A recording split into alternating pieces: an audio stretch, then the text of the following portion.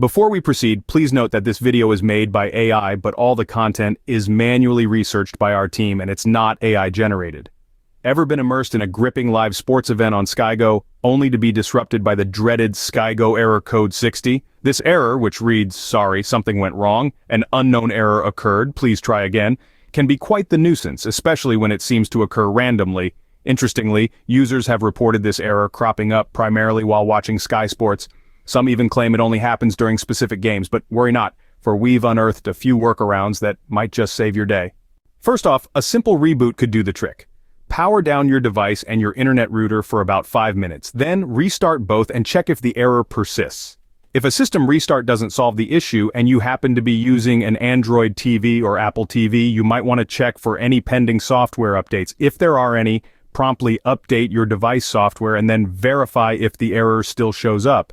Even if your device is running the latest software version, the error might still occur if your SkyGo app needs an update.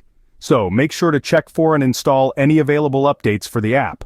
Now, if you've tried all the above and the error is still there, try playing other channels or sports to determine if it's specific to any one channel or match.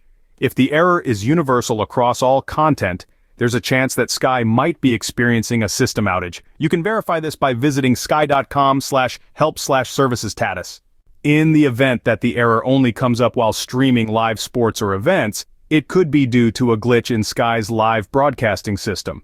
In such cases, there's not much you can do on your end. However, while you wait for the issue to be resolved, try using SkyGo on another device.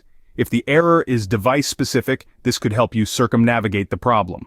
In summary, resolving the SkyGo error code 60 involves restarting your device and internet, checking for device software updates, updating the SkyGo app, and testing other channels or sports. If all else fails, you might have to wait for Sky to fix a potential system outage or try using SkyGo on a different device.